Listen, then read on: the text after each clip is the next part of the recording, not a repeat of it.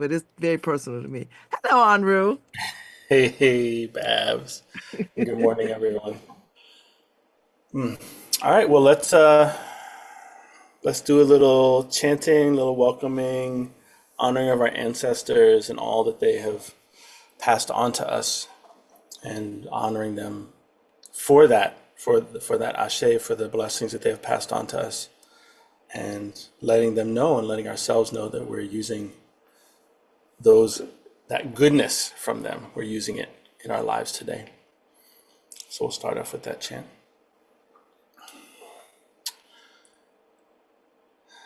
Iba ba ba tofu ashe o. Iba ba ba tofu ashe. Iba ba ba tofu ashe o. Iba ba ba tofu ashe. Ashe te fu an lan lo yo. Iba ba ba tofu ashe.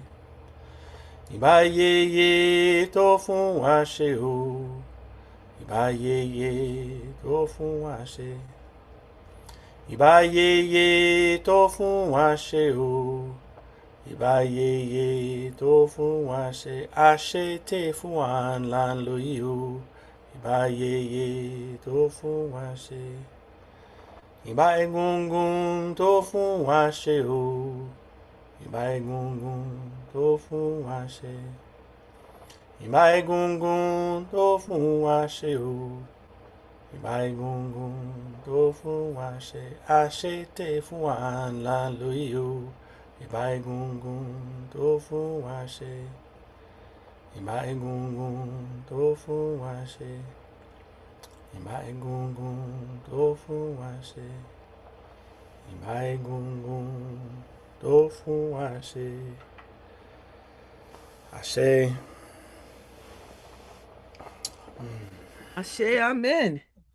Okay, Enroue, the world is on fire. How do we stop being how do we keep ourselves from burning up with it? Yeah, yeah. I've taken a walk to the park, but that hadn't calmed me yet. But okay, So maybe you need another one. I need another one. I Well, need to so walk in the park every day, 2 or 3 times a day. yeah, so this there's a teaching that has been really valuable for me, and actually it solidified, really came up actually in 2016. I had a client. We were down in Edgewood Park and looking out. There's a this observation deck which looks out onto this wetlands in Edgewood Park, where there's a stand of cattails, and it's one of the largest stands that are in this area. But there's also this massive stand of encroaching Phragmites, which are the tall, invasive species that have really taken over. I mean, all over, not just here in Connecticut, all over New England, the coast in particular, and really transform the wetlands. Right, and this is invasive species, really detrimental to habitats. But so I was looking out. I was talking to this person, and they were at that moment. Right, Trump had just been elected, and they were really scared because they were queer and they also wanted to have a family, and so we're really scared about kind of partnership and raising children and what's the climate and all these things. And we're looking out, and so here's this pocket of cattails, which are native to this land, right, in this time. And on one side, right, the side furthest away from the Phragmites, I was looking at them and I said, so those cattails way over there, far away from the Phragmites, what's their, like, purpose? What's their, like, kind of the guiding principle of them? It's to be a cattail, right? As fully as possible. And it may seem easy because, well, the Phragmites aren't right there, right next to them. And it seems like they have some time before the Phragmites encroach upon them. right? So, but their purpose is to really be a cattail as fully as possible. And then if you look at the cattails that are right up against where the Phragmites are, well, what's their purpose? What helps them to be fully themselves? What's to be a cattail, right? It's not to turn into something else. It's not to shrink from being themselves, but it's still to fully be themselves, regardless of the circumstances, regardless of the conditions of how the climate is changing, how this invasive species is coming and may make it impossible for them to live, right? It's still their purpose is to be a cattail. And, we are in particular circumstances and conditions of this life right now, today, right? And here we are, right? Our ancestors, they had their time, right? All the hundreds and thousands of years in the past, but we're here now. And we have very specific and certain conditions. Even they also had their specific conditions. The call remains to be as fully ourselves, whole, healed, and free as possible, regardless of the circumstances. And it's not to ignore those circumstances, but it means that even if we are going to deal with these circumstances skillfully in this moment, we have to be as clear-headed and creative and connected as possible. And those are the things that are going to help us to fight repressive and oppressive policies, climate change, pain and suffering that is louder today, but existed yesterday, existed a year ago, existed 10 years ago, existed 15 years ago. It's not the same, right? Because of the policies, there are certainly more people who are kind of in harm's way in a much more explicit way. We'll just like cut off federal funding, right? And the chaos and the suffering that ensues over that time period. It's massive. And it's even more important as the chaos from the administration is rapid fire and unfolding. It's even more important to be as connected and grounded, as clear as possible, so that we can actually be skillful in how we want to address it. And so that call to be regardless of the circumstances, and in particular when there's danger and suffering and real, not just fear is unfounded, but really in the face of real dramatic changes and problems, to be able to be grounded and clear and connected and not fall into the drama and the despair and the chaos. Right? And it's hard, but this is how we survive.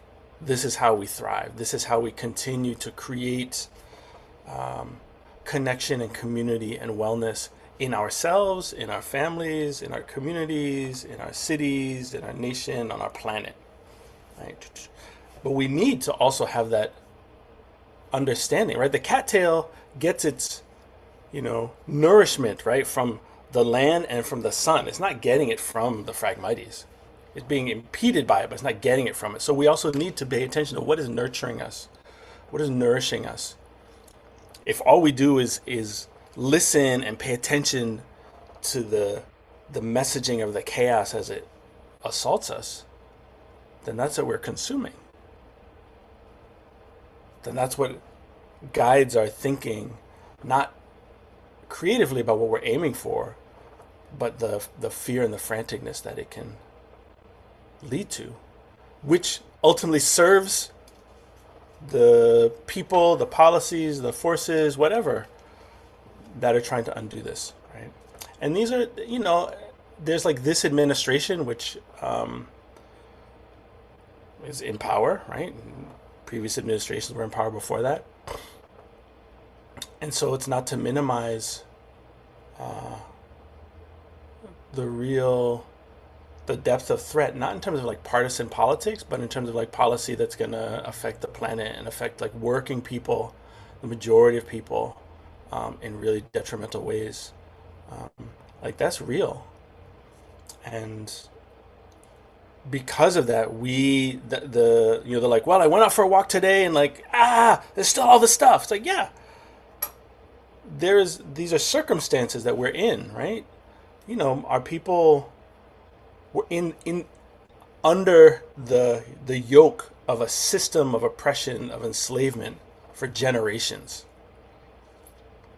And yet we're also able to, even in those circumstances, to find a way to have joy, to be ourselves, to support each other, to not believe the lie of what the system tells us about how much of a human being we are, how much of a human being each other is.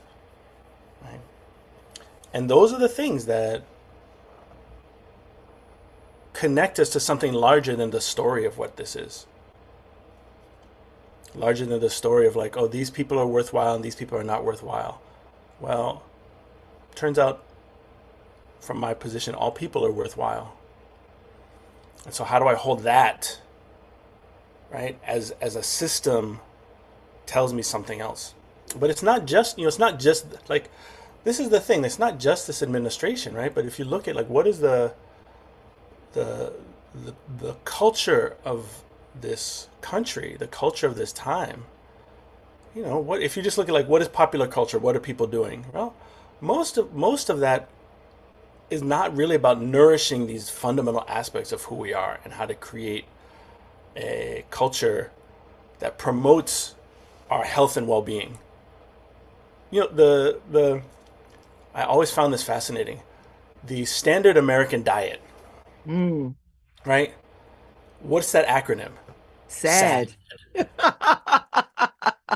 right? That's no accident. There's no accident, right?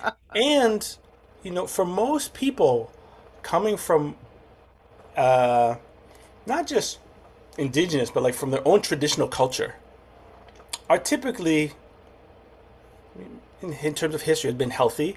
And then they come here and then they start to adopt this standard American diet. And then all of a sudden, they have all these additional health problems which they didn't have before. And so there's aspects of not just like, is it the food that's here versus the food that's there, but it's the cultural approach that eating plays this other part, right? It's both about coping, but also how food has been commodified. And so the food industry is an industry that's based on profit, that's not necessarily based on wellness. Right? And so we, as people in this culture, in the system, this is the way the system is aiming us. So that's how we move, unless we make adjustments, right? So, I'm gonna live this way, or I'm gonna live this way, or I'll eat this way, or I'll eat that way, as a difference, because the mainstream popular way of how, just as an example, like food shows up in front of us, Hmm. is a sad diet. Standard American diet, right? It's sad. And it's the same with many other things, right? If we try to be healthy in terms of our mental health, well, what is the easy media to consume, right? And how much of that is actually based on our wellness versus based on distraction, based on triggering these systems in our bodies, right? Systems in our minds around, a story, or around drama, or around emotionality, or around who's a hero and who's not a hero, right? How does that person become that role? Who's held up, who's not held up? Who are the villains, right? And those are all the things we consume. And so all of that, or I should say, very little of that, is actually about like how to encourage the full potential of each person as an individual within a community, and how do you nourish the communities that we're in and the families that we're in. It's not that. It's just not that. If it was, you wouldn't have a successful wellness industry and a successful, right, mental health practitioners. And you if the culture itself was one that fostered this kind of health, you wouldn't need all these interventions all the time. You wouldn't need the, in whatever streaming service you're looking at, if there are ads in it, what kind of ads are being shown, right? I remember when drug companies first were just kind of showed up in as commercials, Yeah. right? Yeah. And the it's not that there's something inherently bad with the need for taking something to address something, but all of a sudden it becomes this normalized piece of, oh, if there's a problem, take this thing. It'll solve it. Look at all the happy, wonderful people who've been taking that and their lives are glorious. And then there's the like very fast, long list of cautions that get thrown in there. Could lead to death, right? Could lead to like all, organ failure. Don't take if you're allergic to it. Well, of course, don't take anything if you're allergic to it, but how are you, But how the hell do you know if you're how allergic do you to know, right? it? Just so there's this way of, that the so many fundamental things, if we are not thoughtful, if we don't pause and say, is this something that's really nourishing me? Is this what I want to consume? Not just because like I'm just tired and I just need to like shut down for a little bit, which is a fascinating response to so much, right? The nature of the lives that we lead very often encourage people to like, oh, when you have the moment to pause, shut down, numb out, avoid real things, right? Why would we create a system that when you have time to pause, you want to avoid yourself, you want to avoid relationships, you want to avoid what the opportunities you actually have to be alive. That's such a good point. I don't think people frame it that way at all. That's why I don't really like the word retreat, Right. because I like, I mean, everywhere you go, there you are. So what? Right. But it's sold to us as, oh, you have a break, go do the thing where you're just pampered and there's not a care in the world, and somehow that's the magical thing. But what's behind that, right? There's people working, there's a cost to everything. And somehow the thing that is supposed to rejuvenate us actually is excessive, Mm, right? And so it pulls us more and more away of like, it's simpler than that, really. So, I obviously have had this practice for a long time, but like, so, going outside, for example, and just observing and listening. Wow, look at there's life happening. Like even in the winter, I was talking to somebody about this recently. There's this idea that in the winter everything kind of dies and is just waiting until spring to then like come alive again. But that's not really true. The trees aren't dead.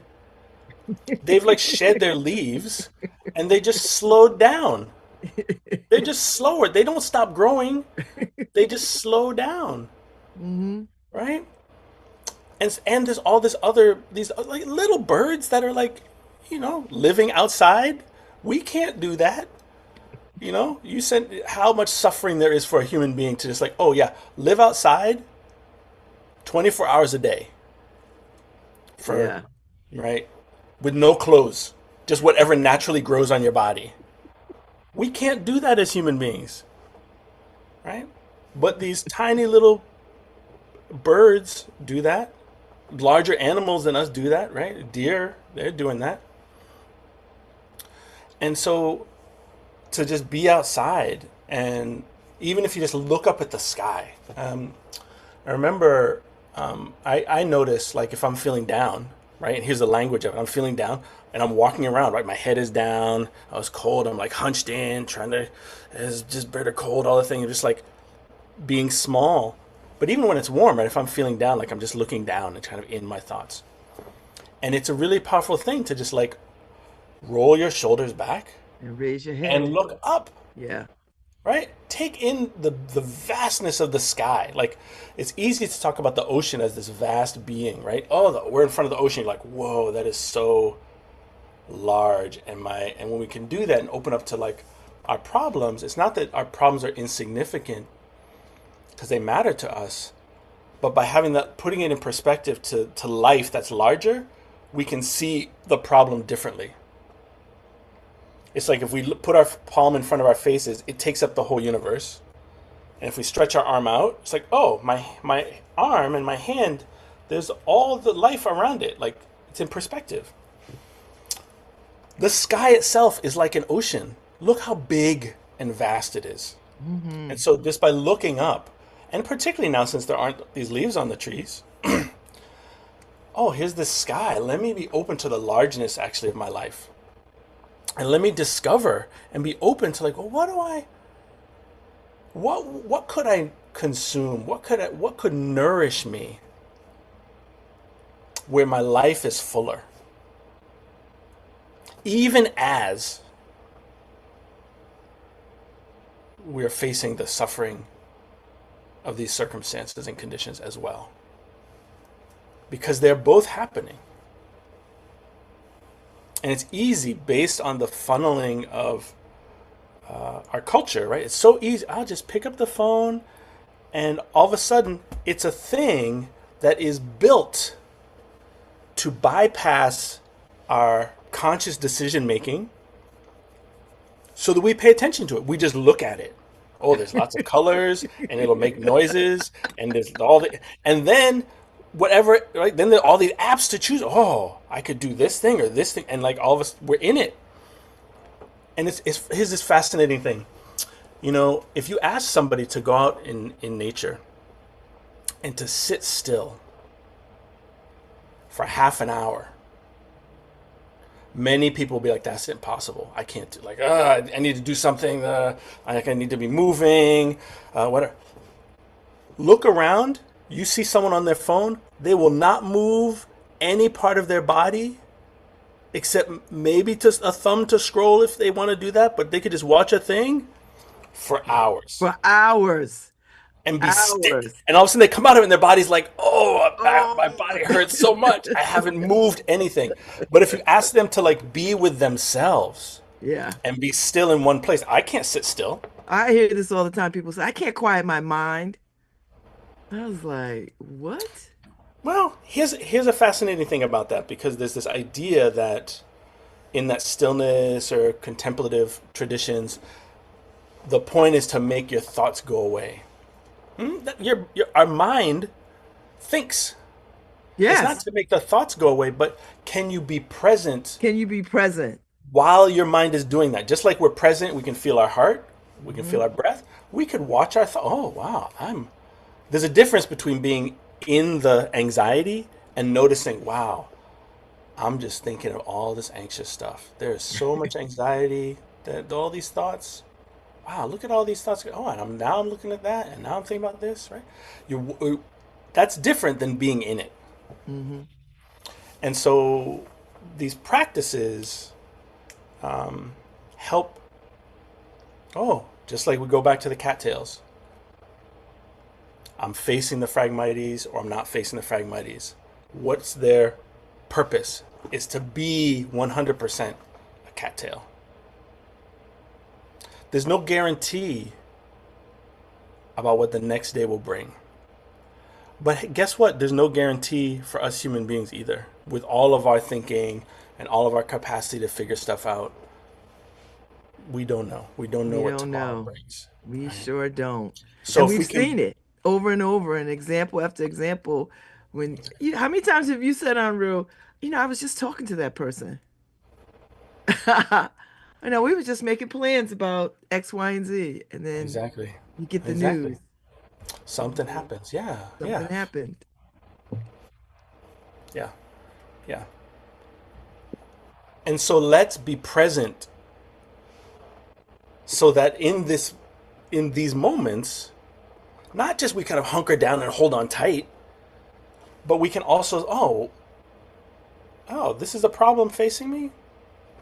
How can I be skillful with that? Maybe I don't need to go at that problem. Maybe I need to build this other solution so that that problem just doesn't even matter.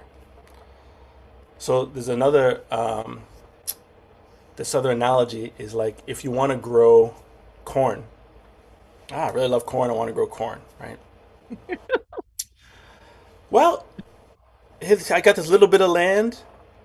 There's one version of like I'm just gonna weed everything, right? I'm gonna like weed everything, make sure nothing that I don't want is gonna come up to get in the way. Well, okay, I can spend a lot of time weeding everything, and still, it's not gonna make corn grow because I need to plant the corn, right, and nurture it, and then, oh, oh yeah, there's some weeds. Well, let me do a little bit of weeding. Oh well, maybe they're the three sisters, right? So you have in many indigenous tradition, right? You have the corn, you have squash, and you have beans. So let me grow some beans, and they'll grow with the corn up the stalk, and they'll help to enrich the soil.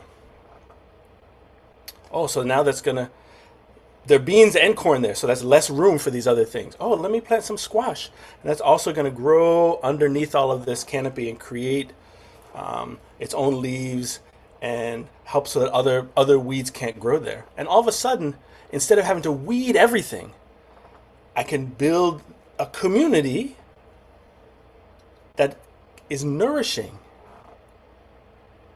right? To build the things I want instead of all of my energy fighting the things I don't want. And so this aspect of really being ourselves, really finding what that even means. Right? What does it mean to be a whole person, to honor all of myself, to honor all of somebody else, to create circumstances that are nourishing for all of us? It's very different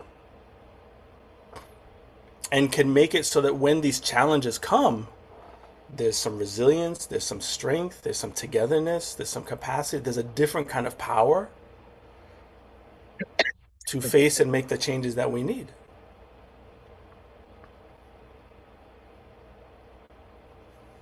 Indeed. Indeed. Indeed. So our wellness is not just for ourselves, right? The going outside to have these perspectives. What is the larger perspective on what life is and what it can hold? What does my wholeness mean? What does my healing mean? Oh, what does my healing and relationship mean?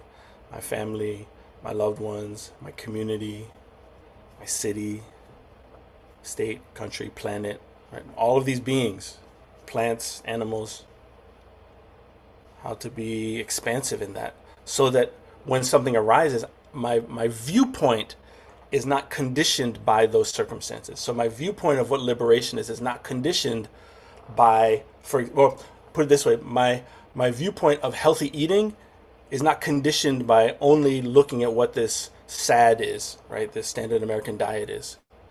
But I draw from larger notions of what food is and isn't, what nutrition is and isn't. Right? What are the models? What are the people involved in that? What is the actual nature of the food? Is it about making money off of it? So now we'll add all these other things to it. Is it about being well, right? But I need to have this other viewpoint of health and nutrition. Otherwise, all I have is this standard American diet, Mm. which will not lead to our wellness. Right? And so, our notions of liberation, we need these larger notions of wholeness and liberation and wellness, and not just what we are sold to on our screens, or what politicians tell us is or isn't the most important thing. It's a good message today. I like this message today. I mean, I like them all the time. That other message, that wasn't so good. This one I like. No, all of them are good. But Yeah. this speaks to what people are wrestling with right in these moments about Yeah. how to how to get themselves how to be whole and healthy in the face of, picking up resistance and doing that work and living a life and still trying to be happy and joyful and joyous and positive and you Yeah. know, yeah. And feeling it. Sometimes it's heartbreaking. Hmm. Well, as a person, maybe we have to learn how to let that feeling be there without covering it, masking it, numbing it out. So then Hmm. and then we can be in a community. Oh, yeah, this is heartbreaking. Okay, so how do we want to address this? How do we hold each other close and move towards health, wholeness, love, care for each other? Right? Really, what community can be. Right? This is how oppressed people throughout history have maintained their humanity, even as they have struggled to undo those systems of oppression.